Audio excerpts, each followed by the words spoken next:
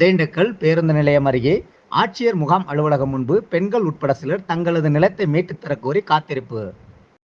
நிலக்கோட்டை தாலுகா குன்னுவார்கோட்டை கிராமத்தைச் சேர்ந்த மக்கள் சிலர் புதன்கிழமை மாலை 6 மணி அளவில் திண்டுக்கல் பேருந்து நிலையம் அருகே மாவட்ட ஆட்சியர் வீட்டின் முன்பு அமர்ந்து தர்ணாவில் ஈடுபட்டனர்.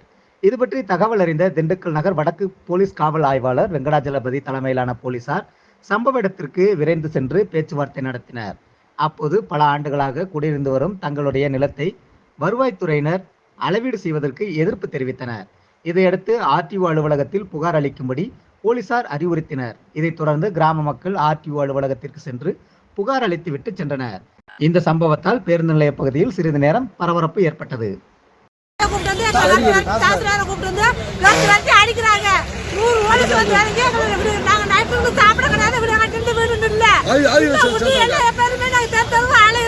இங்க வந்து